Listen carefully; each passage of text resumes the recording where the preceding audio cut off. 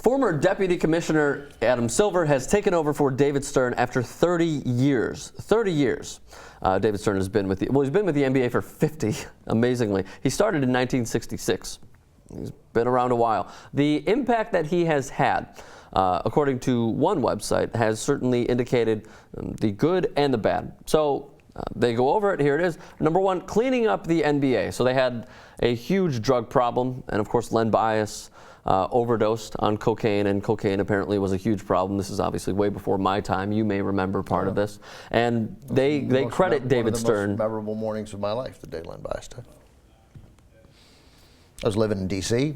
I had my college friends staying with me over the summer, and it was just shocking, just completely shocking. How'd you first hear of it? On the radio in the morning. Yeah. You know, the old-fashioned way you heard about news. We were going to work. We were painting houses over the summer, I think. And we were you up. Painted houses? Yeah, I mean, everybody whose house I painted had to repaint their house the next summer. So, what did they pay you to paint a house? I don't know. Whatever they did, it was nickel? It was money wasted. Yeah. And we heard about Len Bias, and it was just stunning. It was just, you know, again, D.C., and so he played at Maryland, and to go to the Celtics, and the Celtics were so great, coming off a championship, and I think coming off a championship, right? Yeah. They had the number. It was a terrible event, and yes, and symbolic of the 80s and late 70s and 80s giant drug problem in the Would you say that the NBA and David Stern took a harsh stance, but they showed that they cared about improving the lives of those players who were somewhat addicted? Yeah, I mean, look, every sport cleaned it up. So, I mean, the NBA did a nice job. I don't know that the NBA had to clean it up more than the NFL or Major League Baseball. Major League Baseball had a Did David Stern and the NBA lead that movement, though? No, I don't know. They were important, and they cleaned it up. But the country cleaned up, too. We all did a lot less cocaine than we did in the 80s. Yeah? Yeah, I did way less. Yeah. Good to know. Number two, the lockouts. There were 4 of them, and they always argued over free agency, salary caps, revenue sharing. I feel like with the lockout, Gary Bettman takes the cake for being the worst man in sports. It seems like. But David Stern, should he get a lot of the blame for these lockouts? No, because not at all. No, because everyone loves a 50-game NBA season. It was fantastic. Every season should be 50 games. I don't disagree with you. I think the NHL should also shorten their. I don't give a shit how long season. the NFL. The NHL. The NHL was fantastic because it was not only shortened, but every game sort of mattered a little more. Totally, yeah. You go on a 3 or 4 game losing streak, it's like, oh shit, you're dropping to 7th or 8th in the East. Baseball should be as long as it is, or they could go to 154 because that's part. People who aren't baseball fans don't. Yeah, but part of baseball is that it's every day. Like that's its thing. The thing that people don't complain about, but if people don't like it anyway, they don't care whether it's not like people who don't like baseball would watch it if it were 100 games instead of 162. Mm-hmm. Baseball is every day. It's a grind. It's a thing. It's a marathon. The NBA and the NHL aren't. They're these great sports that need to play 2 games a week for 25 weeks, partially because of the unbelievably brutal toll that these games take. Like, I grew up thinking the NBA was such a great finesse game. So you sit on the floor for an NBA game. Boston Celtics, 1942, right. Bob Cousy. Right. Look at the pass from Cousy. And 2 more for the Celtics.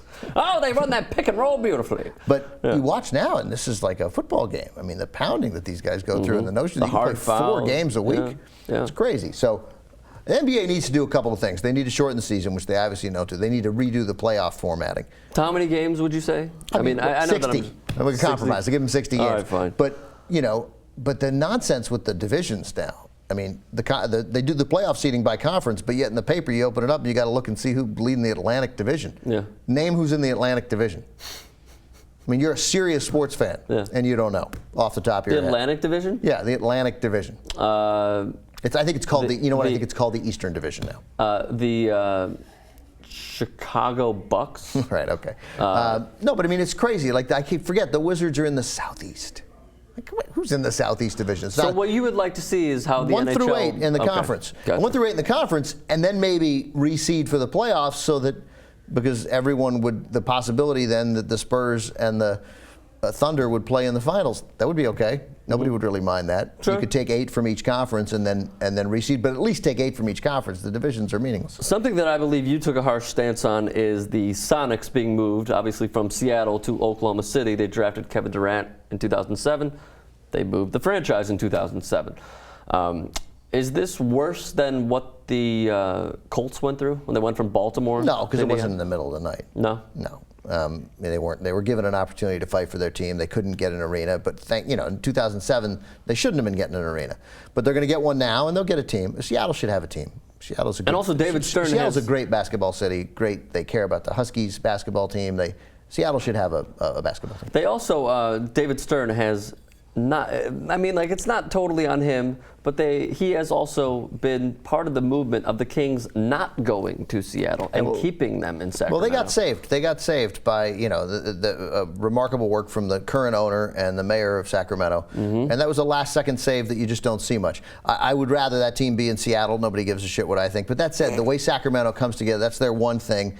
They turn out for that team. They believe in that team. It's nice that they're there. Sure. But it would be still good. I think I'd like to see a team in Seattle. Lastly on the list, they indicate the TV deals. The first one was in 1979 for $400,000. Do you know when I was growing up, the 1978, the Bullets beat the Sonics for the NBA championship, and I think still that year, maybe even the next year. Was that the Wes Unseld era? Yeah. The Sonics beat the Bullets the next year. That was the last Seattle championship prior to the Seahawks winning the Super Bowl in '79.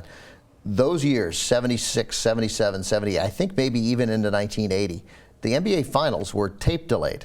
Really? Yeah, like you couldn't watch it live on television. The NBA Finals, certainly the playoffs. Yeah, into the early 1980s. Crazy. It's insane. Yeah, that's crazy. It's insane. So David Stern changed that. So does he get credit for it? I mean, he was there. He does. But I mean, that was an inevitability of recognizing the value. But look, in many ways, basketball should be. I saw a great argument here. We got to go. But the best that in a sense, Stern came up short because basketball, more than football, should be our national game.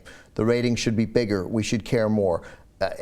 Only 12 guys on a team. Everybody can play basketball. Much harder to play football and get the gear and do on. Now football is becoming dangerous, and so many parents not going to let their kids play. So basketball only has 12 guys on a team. Janice Strom. Right? Janice Strom, to name one. Janice Strom. Janice Strom not letting her son play football. So you got. And you can see the players' faces in a way that baseball is covered by a hat to some extent. Football players, these guys, you see their faces, they're imaginative, they're expressive, there's so few guys on a team. The basketball, in a sense, should be bigger. And I thought that was it's an interesting argument. One last point, and then we have to go. The Chris Paul trade should be on here because he did not let Chris Paul go to the Lakers. He said, actually, you know what? No. Yeah. Not going to do it. No. Actually, you know what? Let's send him to the Clippers. Let's bring that franchise around somehow. That was total bullshit. I mean, there's no way that should not have gone through. No freaking way. Yeah. Put that on the list. That was that's the dirtiest anyone can ever get in sports. Yeah, but it should shut everybody up that there's a conspiracy in to make the Lakers good. Everybody still talks about the Pau Gasol trade like the league has it so that the Lakers will be good. I mean, it's a crazy argument. They stopped the Clippers trade. I mean, the Paul trade, so, I just think that should be on that. So, there you go. We got to go. See you soon.